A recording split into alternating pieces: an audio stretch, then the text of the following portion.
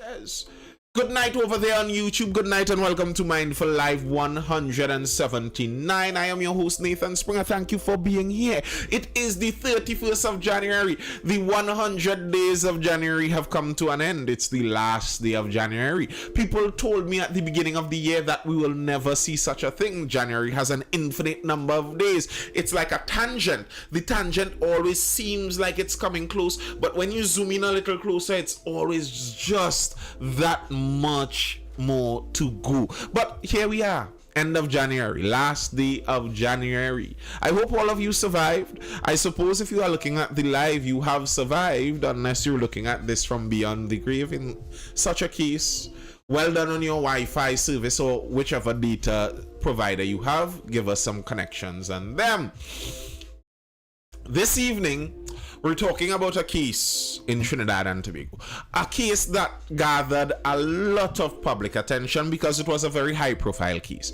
The initial case was set around the kidnap and very gruesome, unfortunate murder of prominent businesswoman Vindra Naipaul in Trinidad and Tobago, the owner of Naipaul Supermarket, which is now known as Extra Food Supermarket, with the extra plazas around the country, etc., etc. A widely known supermarket chain, a woman who was widely involved in charitable works and all of that. So she was known out there, and she was kidnapped around that time in Trinidad and Tobago. I don't know how many of you might be old enough to remember those days when that kidnap for ransom business was really pumping. Lots of older criminals in Trinidad and Tobago may still be living off of some of their kidnap loot that they made during that time. It was quite a thing. But she was murdered. And I think 12 men were eventually held for it.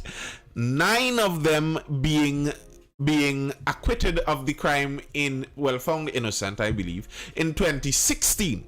And after that, they sued the state. They sued the state for malicious prosecution. You prosecuted us out of the wickedness in your heart, as it were. And now we want you to pay the consequences for that. And let's see how that went. They won because the state did not defend the case, and they got over $2 million each. Former Naipaul Coolman accused a $1 million payout. It's not about the money. Siobhan Peters, one of the 9 men who were collectively awarded just over $20 million after suing the state for malicious prosecution in the Vindra Naipaul Coolman murder case, has said the judgment can't compensate for the years he and his former co-accused spent in prison. In a WhatsApp call with Newsday on Tuesday, Peters said the main issue was highlighting the deplorable conditions in prison for those accused of crimes and not yet convicted. And this is a massive problem.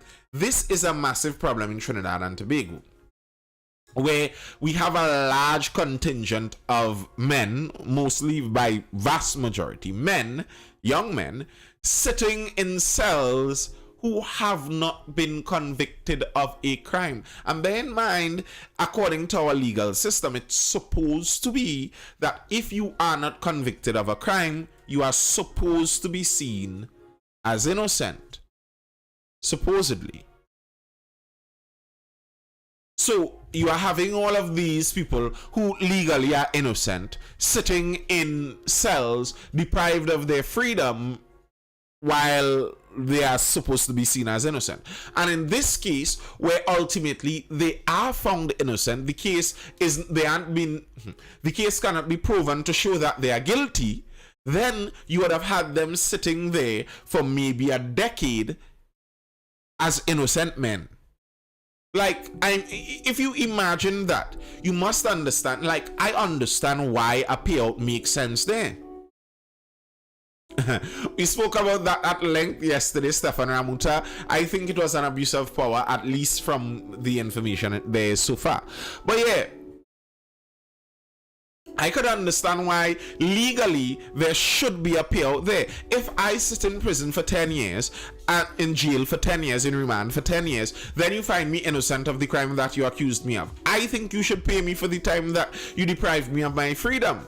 And now, yes, you may be able to say that the state was, that the person may not have been actually innocent. The state was just unable to prove their case. But if the state was unable to prove their case, then in the eyes of the law, the person is innocent, and they shouldn't be facing any consequences for a crime they are seen innocent of. So if any consequence that I would have faced due to this, I should be repaid for. You understand why that is. Now, on the flip side, you also understand that there are limitations within our legal framework. So when you arrest someone accused of a serious crime, our legal system is going to take a long while to figure it out. That's the legal system we have been born into. We have been born and presented with this. You are in Trinidad and Tobago. This is what the legal system in the country you are born in is. Okay, fine. It's going to take years. So does that mean now that because our legal system takes years, that everyone who ends up in the legal system, if ever they are found innocent, now they have some millions to collect?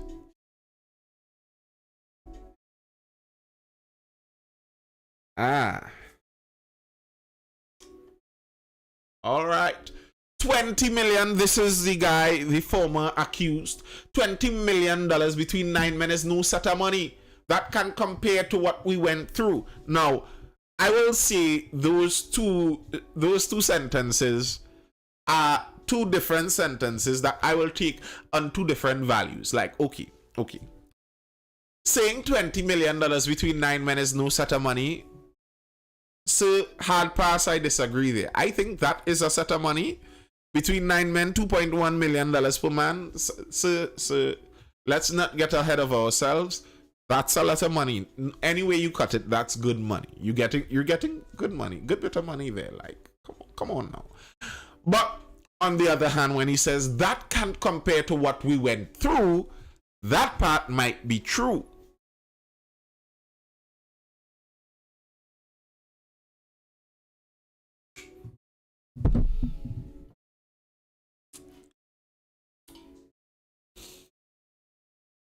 Kayo says Rowley not giving them that watch and see. Well, that's not really up to Rowley. That's not really up to Rowley. I like the melody playing in the background, Nathan. Thank you, sir. Vare needs to be fired with Hines and Gaspard. Okay. Maybe they need to be, but what would that solve necessarily? How much of that money do they keep in terms of what? Is it taxed, or do you mean in terms of lawyer fees? Because the lawyer fee was something separate there. They have the money listed out there. The lawyer fees were $200,000 in legal fees. So that's something separate.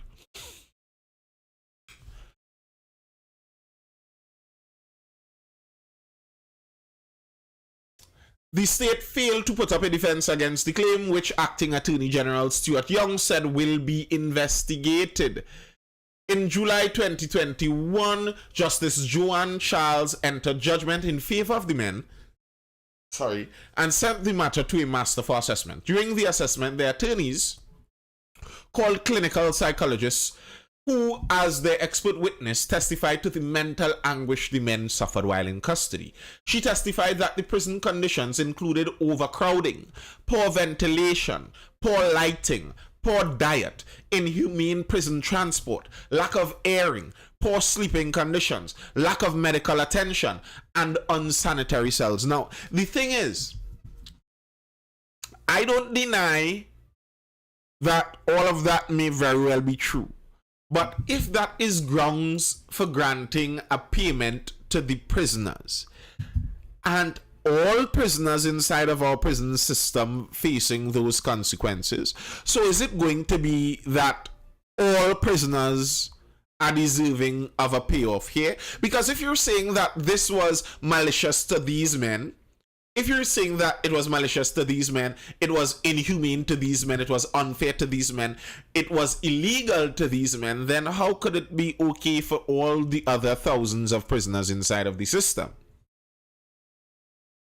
Peters told Newsday on Tuesday, wow, again, that while in prison, he lost everything, including his wife and home. He said his wife got tired of waiting for him to be released and decided to move on with her life. This, he said, was very embarrassing. His home was sold in order to pay his legal fees. You're supposed to be innocent until proven guilty, right? Well, they treated us like we were guilty and had to be proven innocent. Can you imagine you in a cell and hearing prison officers allowing a man to get raped, and you don't know if the next night it will be you? Peters said with 7 men to a cell, his fellow inmates would defecate on old newspapers at his feet and throw it in the hallway to be swept away the next morning.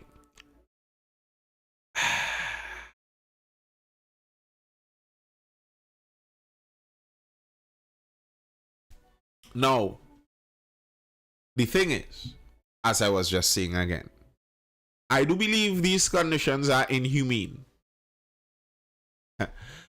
I do believe these conditions are inhumane. I do believe that they aren't ideal. I don't think that these conditions encourage change. I don't think someone going into the prison system and being assaulted and then being treated like a dog is going to make them change from a life of crime. I don't think that's what happens there. I don't think so. But, as I was saying again, all prisoners are facing these conditions. So are all prisoners supposed to be in line for a payout? There are other men from depressed communities facing a similar situation, he said, with prison conditions meaning inmates are treated worse than animals. Most of the men who were freed, they are unemployed now. They went in prison good and came out strange. I was in jail from 2007 to 2016, and that was torment and torture. That was a living hell. You asking me about money? No amount can ever compensate for that. For what I went through inside, it could be $10 million. It could never compensate. I feel him. And I agree. If you are indeed innocent and you have been put through the criminal justice system and you were in prison from 2007 to 2016, that is 9 years. Just short of the decade. Like, how are you to say they don't deserve the money? How are you to say that?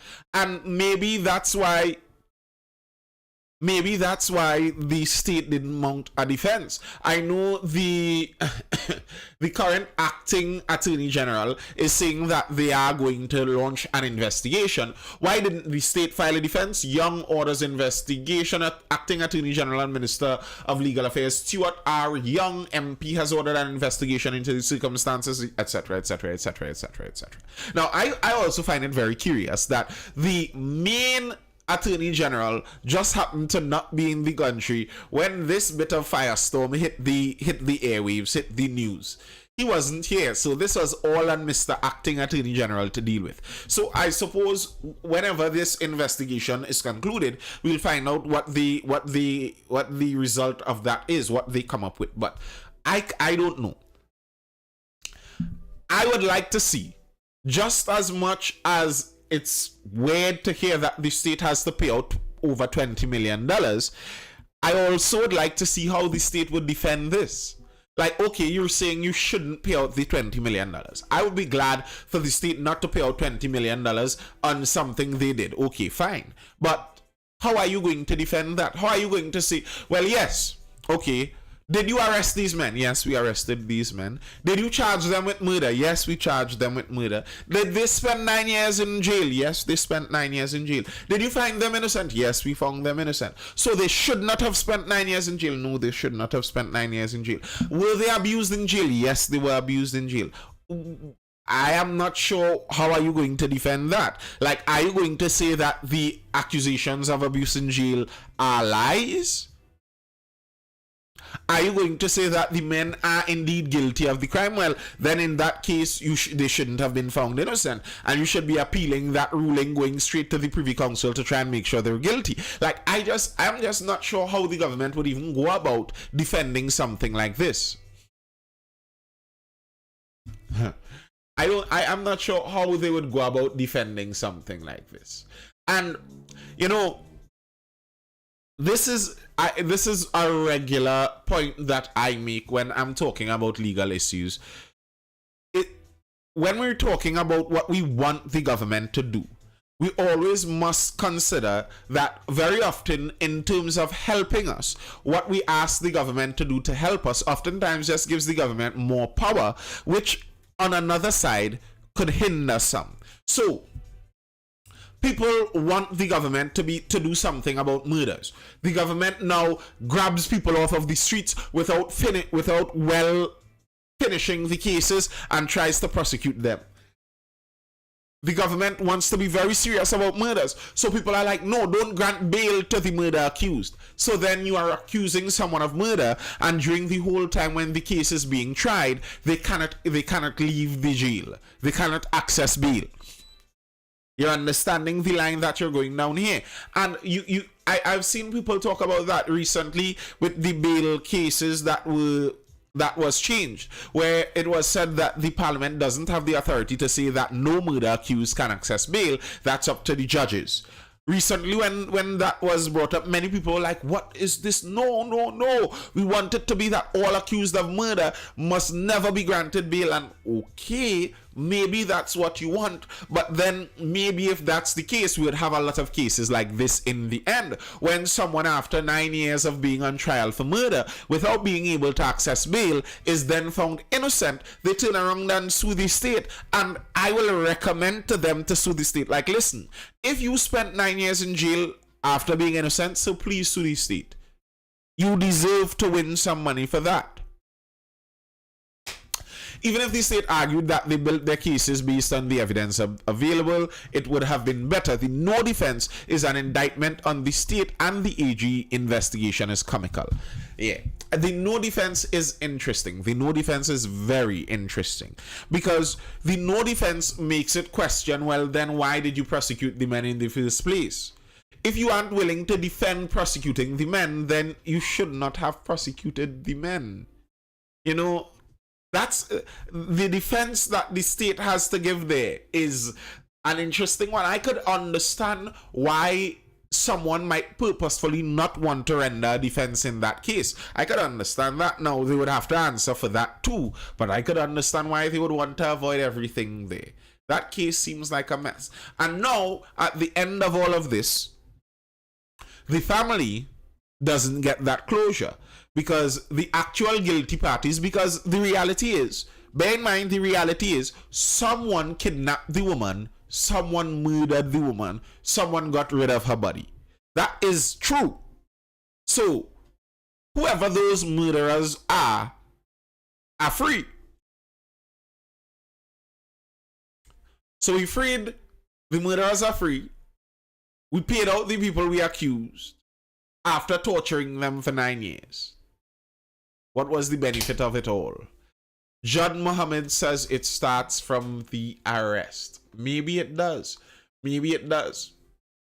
And it's interesting in how we grant power to law enforcement in those terms. It's interesting to me. It's interesting.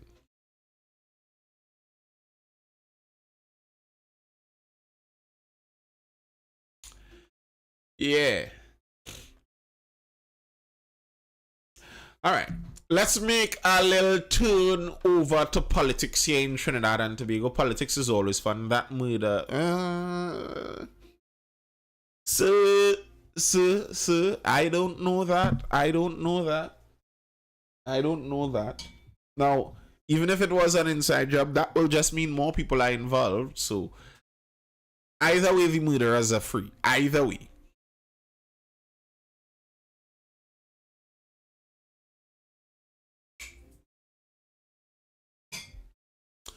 when cases like these collapse, they should be made to come out and say why.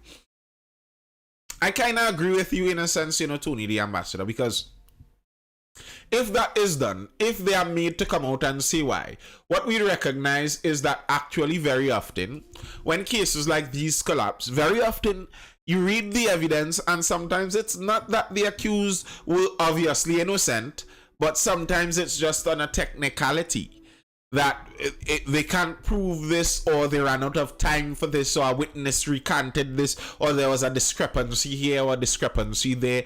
Very often, if they release that information, you may realize that, ooh, someone might actually be guilty. And that might be, so like to someone who is freed of a crime, for them, they may be in their best interest sometimes to not have that released, not have that information out there. Clean Heart says, when I was locked up in 2010, Ishan Steve was given prison officer for... Ooh, sir. I don't know those accusations, sir. Kevon says it must be that they would uncover wrongdoing by other arms of the state. It may very well be. If corruption feeds into the crime, that's a regular. I always say that. Clean Heart, I don't doubt you at all, I'm just saying I wasn't there. I don't doubt you, not even for a moment. I doubt you, not even for a moment. All right, we're talking politics. So there has recently been a bit of friction inside of the opposition ranks. People are not pleased with all that is going on. Some people are trying to get rid of the opposition leader. They think, it's past the time. It's time that the opposition leader goes, some people believe. And that is creating more than enough bacchanal inside of the opposition ranks. More than enough bacchanal to go around. And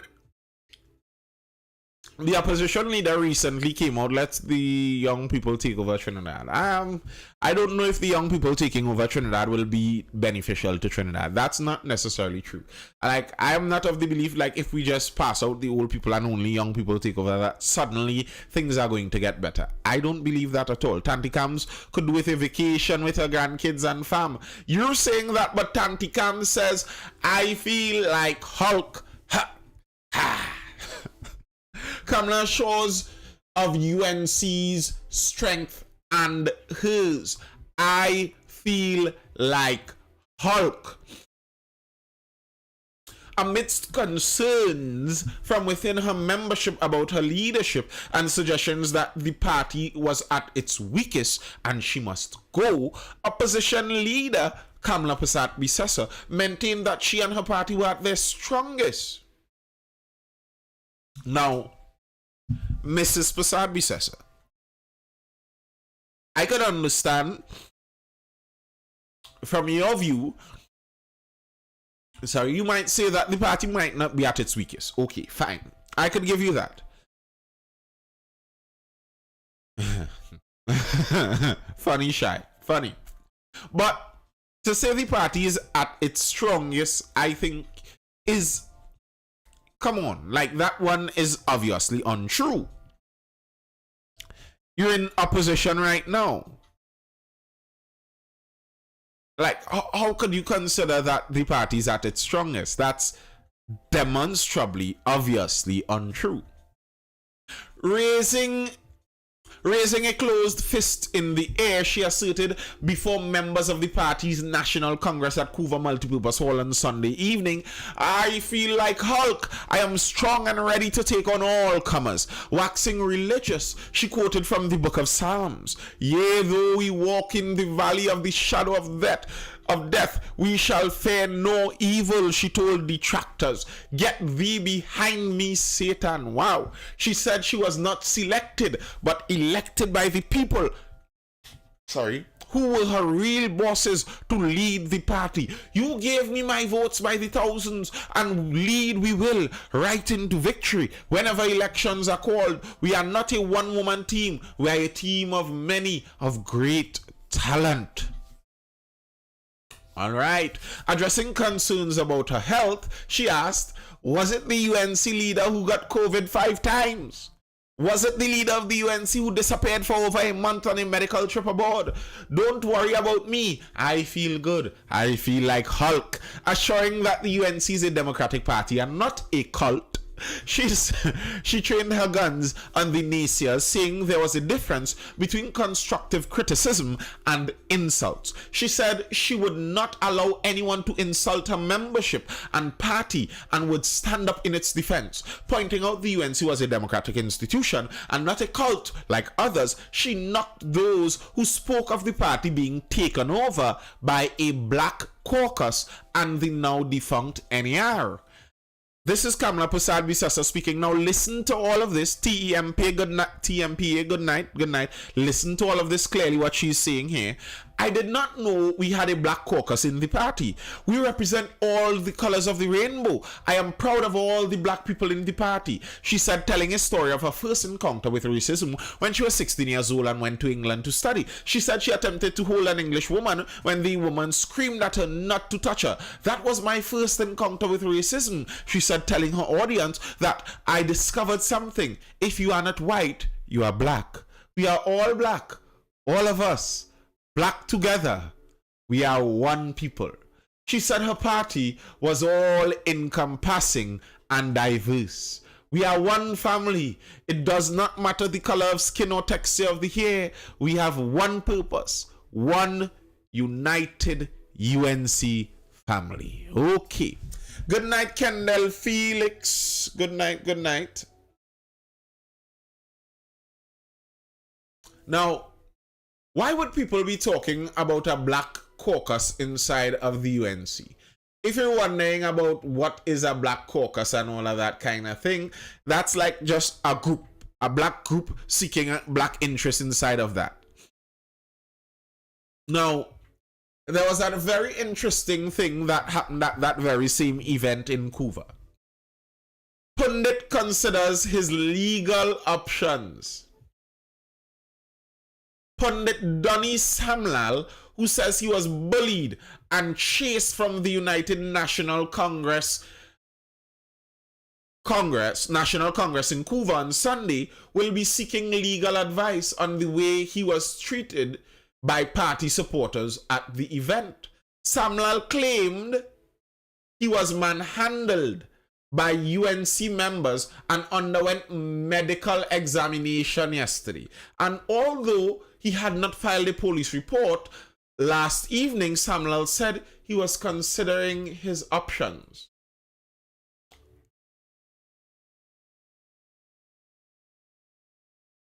I have not yet filed a police report. I am having discussions with my family at this time because they are traumatized by what happened. I am in some pain from the push and went to the doctor today. It's not anything serious, but it is a stressed feeling as it was unexpected. I want to be peaceful. I am not a person to fight, he said in a telephone interview. She sounds like she was on fire that night. Yeah, she sounds like that, and her supporters were on fire too. This whole interaction with the pundit inside of the UNC National Congress was a very, very interesting interaction, because there are some realities you could notice about some of the members of the crowd that pushed the pundit. You know, they were talking about, Kamala was talking about some people in her party are accusing the party of having a black caucus or some kind of black group taking over the party or something like that.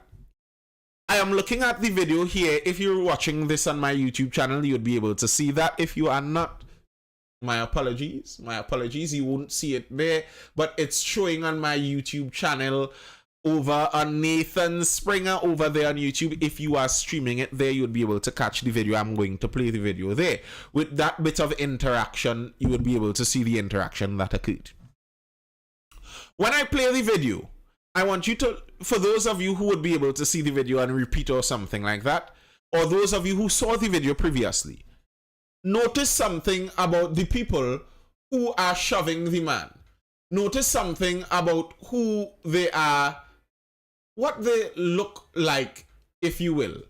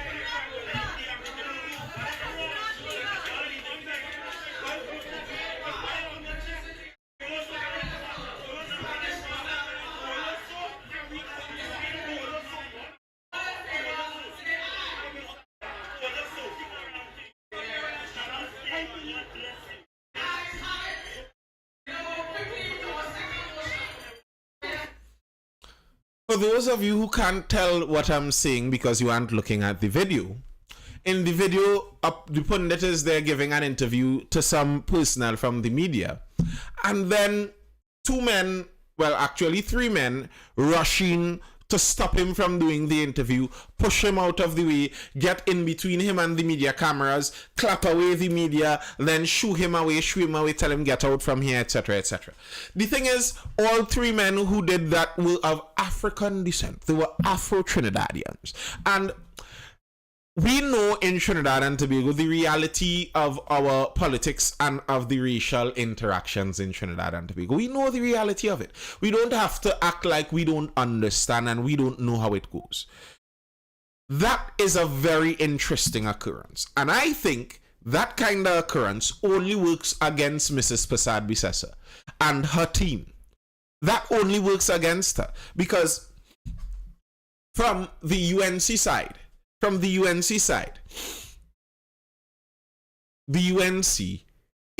this isn't something controversial, it isn't something strange. We know much of the UNC base is Indo-Trinidadian. If we're talking racial division in Trinidad and Tobago based on politics, it's Indo-Trinidadian.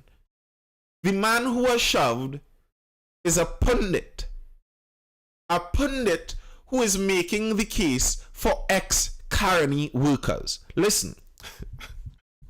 If you're trying to get an intersection between realities of the Indo-Trinidadian community, you don't get much more than a pundit representing the interests of Caroni workers. Like, that's as Indo-Trinidadian as Indo-Trinidadian gets.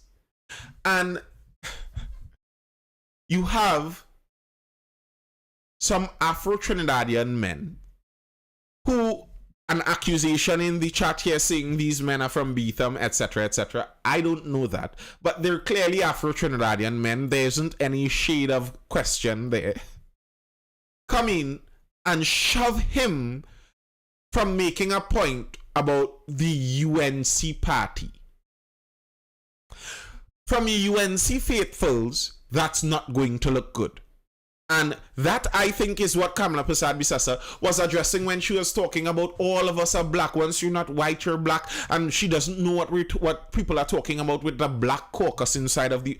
I think she was trying to defend that bit that went on there. Or at least talk in defense of it before it happened. Because I don't know whether she spoke before or after that incident.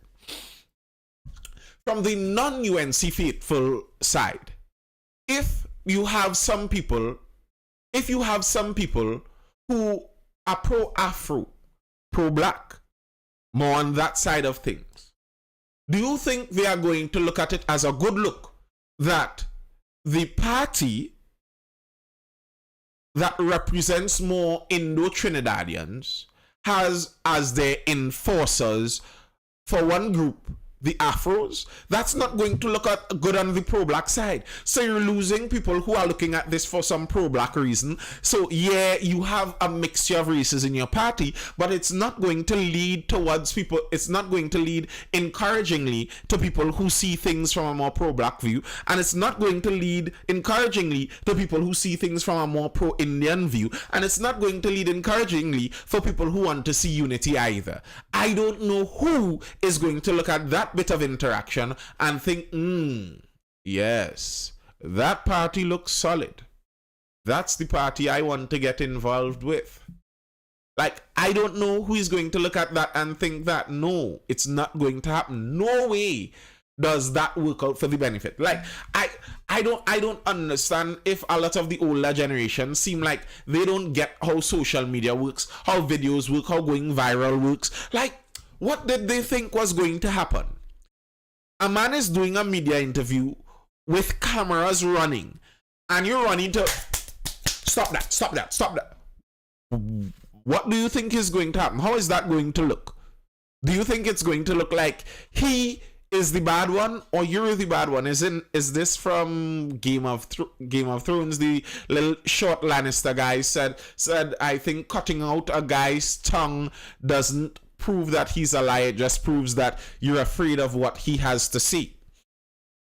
Similarly with stopping someone from speaking.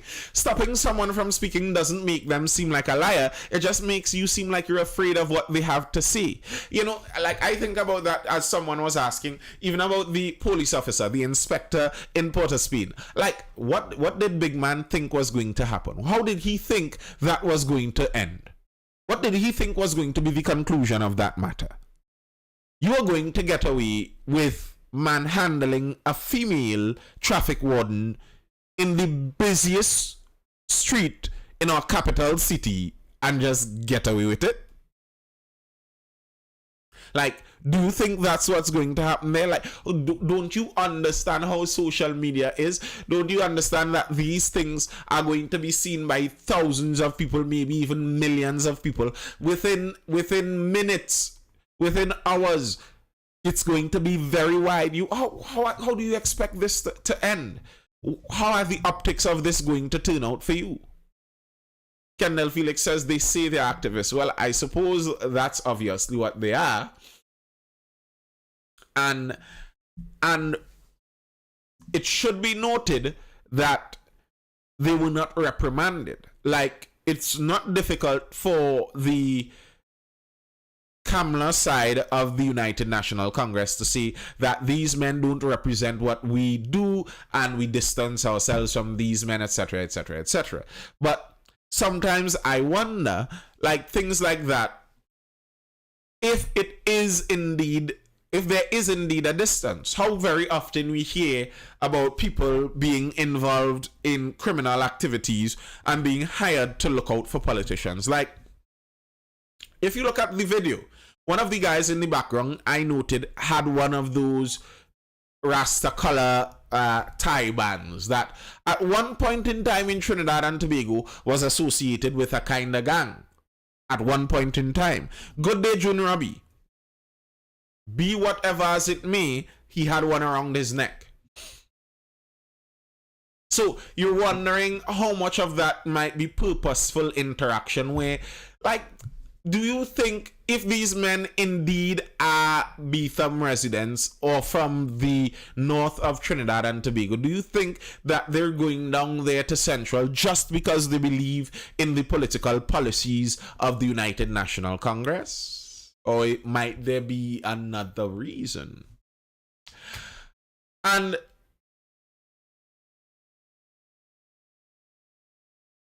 even on that note, looking at the state of the United National Congress, Mrs. Prasad Visesa was still calling for other small parties to come in and join them. Griffith silent on Kamala's call for unity. PDP Duke, some ex-UNC MPs not interested. National Transformation Alliance leader Gary Griffith has declined comment on UNC leader Kamala Prasad Visesa's call for unity of smaller parties with the UNC. But Progressive Empowerment Party leader Philip Alexander, Progressive Development Patriots, head Watson Duke and some ex-UNC MPs have all blanked Prasad Bissasa's calls. This on Monday, following the call by Prasad Bissasa at last Sunday's UNC Congress. She called for disaffected, politically minded people to consider the UNC their home rather than feel the need to create multiple small opposition forces. She called for members of smaller parties to put aside egos and differences and begin serious, respectful discussions with UNC. She said UNC wants their time and expertise, but warned she won't tolerate abuse of UNC members. Now, I don't think Mrs. Prasad Bissasa is in the place to make claims like this, to make demands like this. These smaller parties, many parties have seen what the UNC gives in terms of partnerships. The UNC was in a partnership in 2010. That, I mean, it's some time ago. It is some time ago, but it's not that long ago. It's like, what, a dozen years? People remember what the last partnership with the UNC was like. Most parties should by now understand, and I think when you look at the response of many of these smaller parties, I think they do understand this, that joining the UNC is basically a death sentence for your party. Mrs. Prasad Bissasa said it correctly. She called for disaffected, politically minded people to consider UNC their home rather than feel the need to create multiple small opposition forces. That's the way the UNC wants it. The UNC doesn't want it that you have some power on your own there. No. Come give us the power. And here's the thing for Mrs. Prasad Bissasa.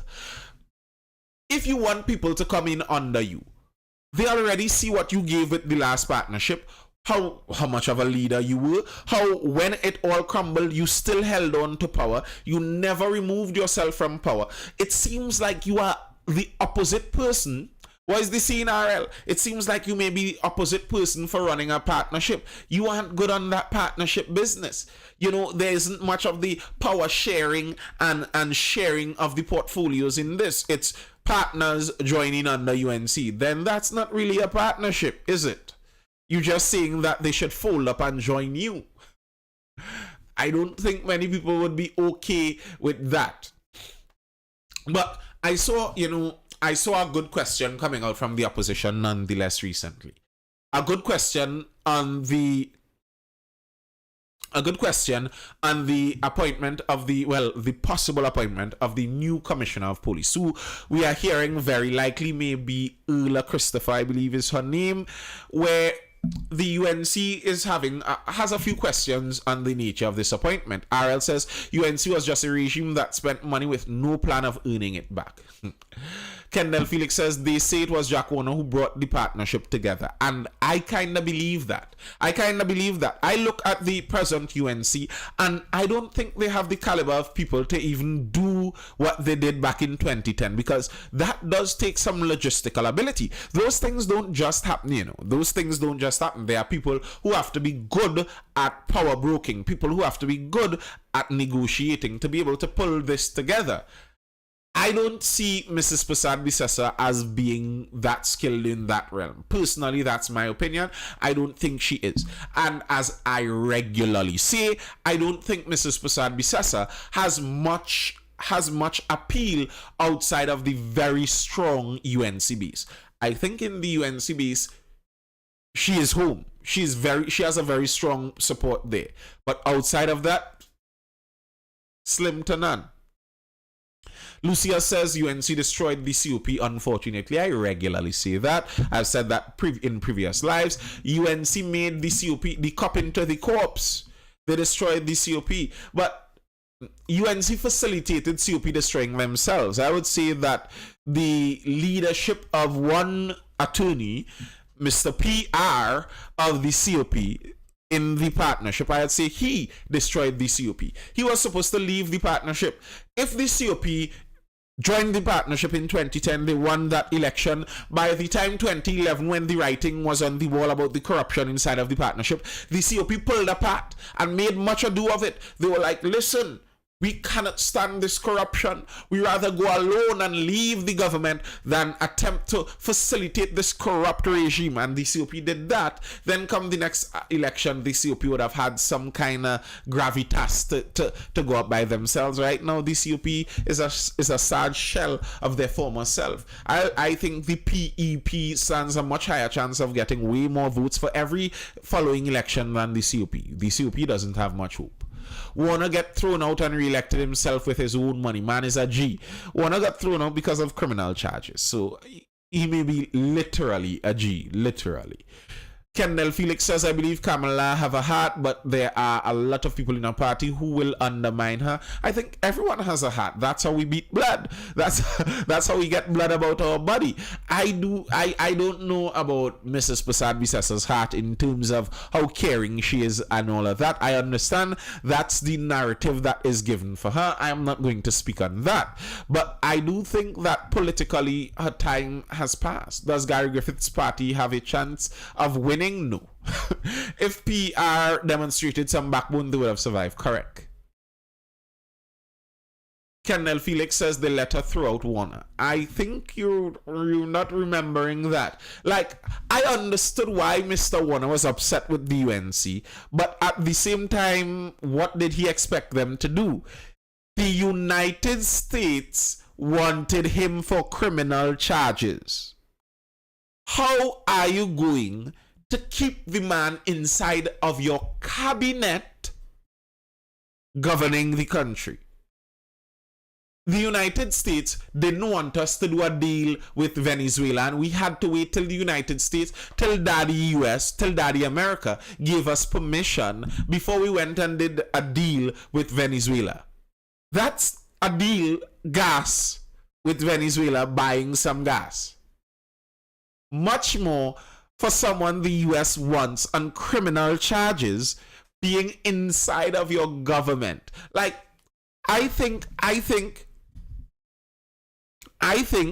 Mrs. Prasad Bisasa didn't want to throw out Mr. Warner. If you remember back to that time, they didn't throw him out immediately. They kinda titivade, to use the Trinidad term. They took some time, and when the pressure became so high, it wasn't something they could ignore, then they threw him out. Listen, I throw a lot of shade, a lot of negative at the partnership government. I do not think they were a particularly good government. But that decision they made about Mr. Warner, I think was a correct decision. One, and was one that they couldn't have made any other way. They couldn't have made it any other way. Vaughan said, side note, KR judgment was far better than KPB regarding the Venezuela relations, by the way. I agree it was. And I think that's his understanding of something that I said in this live previously. So often when we look at global conflicts, we are so quick to look at good guys and bad guys, when very often it's bad guys and bad guys, or just guys.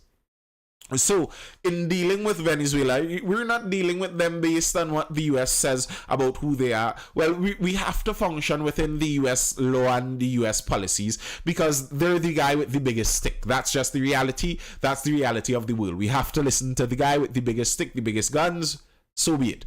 But we're not doing this based on thinking that buying into the US rhetoric that one is good or one is bad. No, we're doing this seeking out our own best interests based on our own policies and our own views on things, and I agree with that view. That's how it should be. Does KPB even know why she lost the last election? I doubt it. I don't think she does. I don't think she has the reflection for that. And I think the people surrounding her are too many yes men for her to even get that understanding. Something very interesting the opposition raised about the commissioner, though. A question they raised. The opposition chief whip, Mr. Lee, raised the point that they said in the previous merit list, Lee said another issue he intends to raise is the selection process of the Police Service Commission, noting that the previous iteration of the commission, chaired by Bliss Sipasad, ranked Christopher as third place.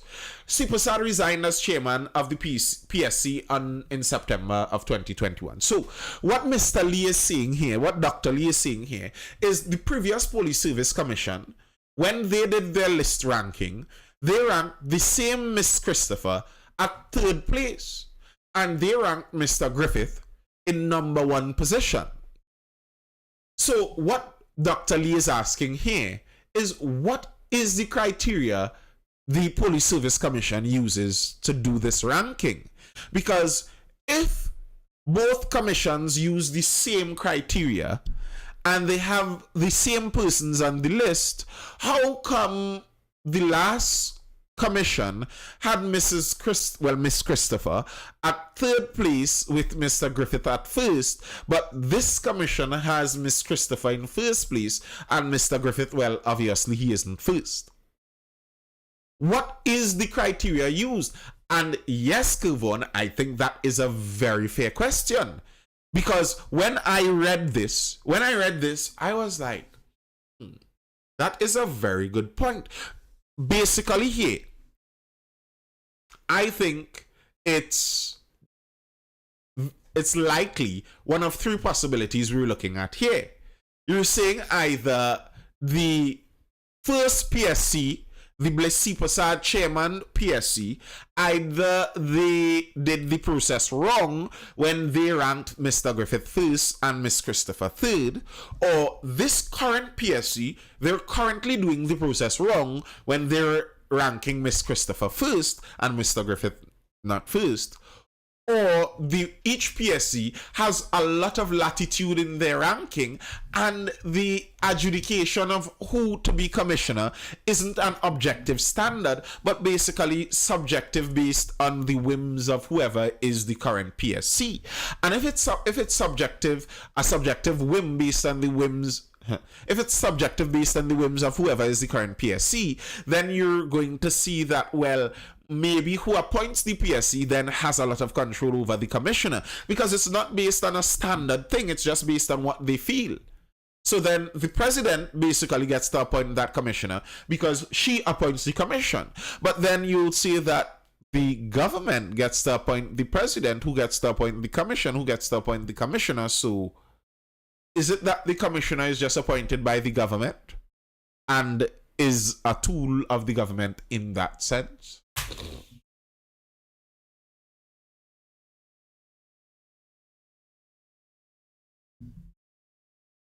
I don't know how much of a Griffith fan I am.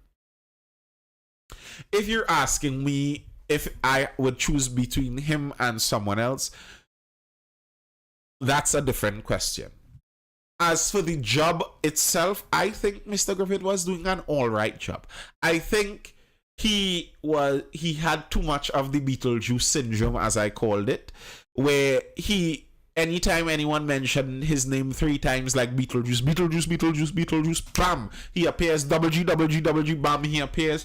And I think for a person in the position of commissioner, that was unwise, unnecessary, and worked out to his negative in the long run. So I think some of that was his takeaway. But in terms of the job itself, maybe he was one of our better commissioners. Yeah, I might say that. Kevon says militarization of the police escalated significantly under Double G. Yes, I agree. But don't you think our country needs militarization of the police?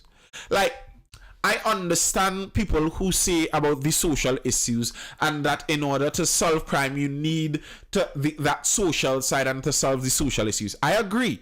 But when you have criminals using AR-15s with vests, I don't think the social workers are who they need. I think they need people who also have serious weapons and serious defense. So I don't have a problem with the militarization of the police in and of itself. I would have a problem with the corruption of the police. Like if we have a police who have long guns and bazookas and rocket launchers and walking around with M16s, with stands and belt feeded armor piercing rounds, that won't bother me if they aren't corrupt. I'll be happy. Grand. Let them be as militaristic as they want to be, as long as they aren't corrupt and they are doing it honestly. The militarization isn't the problem. I think that's a red herring. That's a false direction people take us in, where you have to watch out for the militarization of the police. No, the police are quite fine killing people with their handguns. The places where police do a lot of their brutality, it's with handguns. Right now, Tyree Nichols in the United States, who was recently killed by police, 5 officers over there. Those 5 officers didn't even use another weapon beside their body. They beat him to death. Fists, kicks.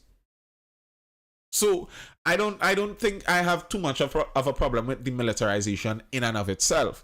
It's the corruption. It's the corruption. And as I've said before, I have a tendency to believe that the corruption might be a bit lesser if the people at the head, at the front, at the top of the police service are not people who are extremely friendly with the entirety of the police service. Like, obviously you have to have an amicable working relationship, but that whole batch business, as I so regularly talk about, I think that isn't a good thing for weeding out corruption and weeding out bad actors inside of the police service. They're too friendly with each other.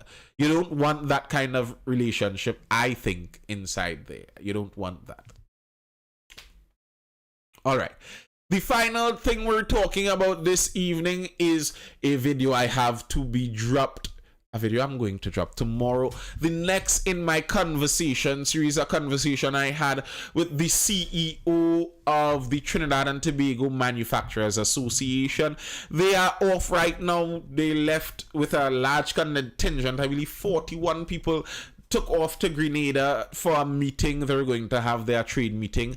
And I had the chance to sit and have a conversation with him over an hour of unedited, just 2 of us talking about various issues, and I'm going to be dropping that tomorrow on my YouTube channel. If you are subscribed there, you would be able to catch that. If you are not, you should probably head over and subscribe there.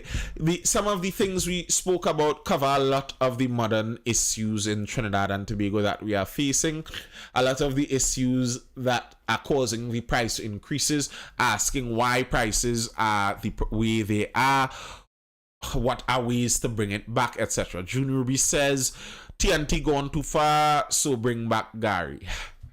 I don't know if Gary is the solution for Trinidad and Tobago going too far in that sense. I don't know if he will be. All right. So yeah, that is going to be dropped tomorrow. If you are or will be interested in such, be sure to tune in for that. But that's all I have for now, folks. Are there any further comments or questions, or will that be it? Will I be diving out now?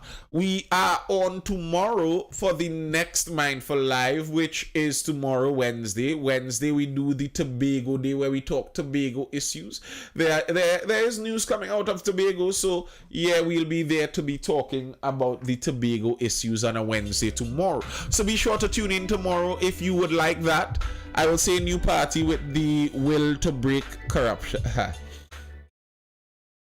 Kennel Felix, good luck finding such a new party. Good luck on that expedition. I don't have faith that a new party is going to suddenly stumble upon the scene and be like, yes, we're going to root out corruption. We are the saviors that Trinidad needs. I think the idea that we should be looking to politicians to save us is a bad thing in the first place. That's kind of how we end up in the problems that we are in. We give politicians too much power. We give them too much say. We expect too much from them. Question from June Ruby.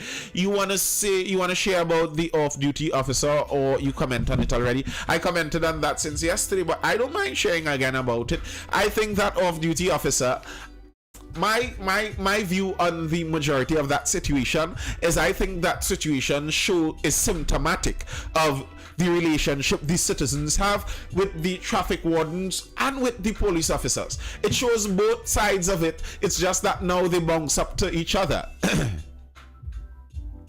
Why you never try new? Only PNM and UNC. Well, that's not true. Trinidad has tried new. Tobago has tried new. And new isn't like, what makes you think that new is better? Like, do you understand up isn't the only direction you could go? You could try something new and die from the fire, from the frying pot into the fire. So what makes you think that the new would be better? What makes you think so? PDP is PNM. Like, are you serious? You aren't serious, Anthony Williams. If you're saying that, you aren't serious. A live overload. How do we, the citizens, take back the power from these individuals? Good question. All right, and I'm continuing on that situation about the officer there, Junior Abbey, where it shows the reaction we regularly have. So I was listening a voice note the police sent out on this, I believe, where they were talking about the backstory of how this came about. And I think a lady was in the driver's seat and the inspector was in a store and the lady was trying to park and the licensing, not licensing, what do they call those? The traffic warden came up to the lady in the car and was going to issue her ticket. Now, very regularly, regular citizens are aware of how it is with some of these traffic wardens sometimes. Yeah, you're just looking for a park there. Yeah, you're just stopping to drop someone out, but you just have to face the ticket anyhow. They're there to collect money for the state. They're there to be the extortion arm of the state. So that's what they're doing. At the threat of jail, you must go and pay the state some money. We're accustomed to that. So now the police have to feel the same thing that the regular citizens feel and are regular with these traffic wardens. But then the traffic warden gets to experience what many citizens experience with the police. That level of arrogance. Because that has to be an insane level of arrogance to believe that you could get away with roughing up a female officer in broad daylight on Frederick Street. That's the main street in our capital city. You have to be supremely arrogant to somehow believe that you would get away with that. No, you won't get away with that. But it shows the arrogance of the police. It shows the arrogance of the police officers. If he is willing to treat a traffic warden like that when it seems like she may be in the right, or at least within the scope of her duty, how would he treat a regular citizen when he thinks he might be in the right? How would he treat a citizen when he bounces a citizen up in a roadblock or in a search? Now, how do the question someone asked, politicians need to be reminding their public servants because these two parties have a mafia behind it. You need the will to do better. As an inspector, he can't tell those under him anything. How do we, these citizens, take back the power from these individuals? Well, for one, you have to recognize the power that you do have, and you have to exercise that power. You have to start moving within that power. As in understanding that many things come from the cultural base we have.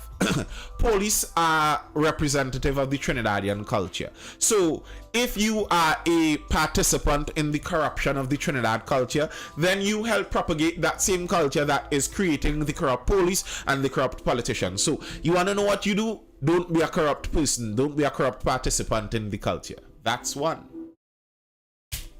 Does a police officer need a driver's permit to drive in TNT or otherwise? Yes, they do need a driver's permit. Of course they do. All right, any further questions or comments, or is that all we have for now? You have to get in the politics. I don't disagree that you have to get in the politics, but I would say get in the politics in the observation and learning side first. Don't just jump in politics looking to get a position, assuming that you know what to do to fix people's lives. You see, I think that's part of the problem, where the job of a politician is supposed to be very limited, where all a politician is supposed to do is make sure that a country is being properly facilitated for people to live and thrive. But politicians now have extended themselves to trying to make sure everyone lives a good life. I think that's an impossible mandate for politicians to have. No one is able to make sure everyone lives a good life. And if you go into the job thinking that's your job to go out there and make sure everyone lives a good life, you're going to mess up people's lives. So if you have that kind of idea, stay out of politics in the first place. You are there merely as an administrative facilitator. Pull back. Do less. All right, folks. That's all I have for now. As I said, I hope all of you inside of the live were educated, informed, or entertained. And I will see you guys for the next Mindful Live. Good evening, Scafty, which is going to be tomorrow evening at 9:30 p.m. Around 9:30 p.m. It will be the Tobago Live. Everyone can live better lives. Yes, everyone can live better lives, but that's not up to the politicians, really. And truly, that's up to everyone. I think the most the politicians could do to help everyone live a better life is get out of the way. All right, people. Have a good night. Have a good one. Peace. Enjoy it, folks. Stay safe out there. Laters.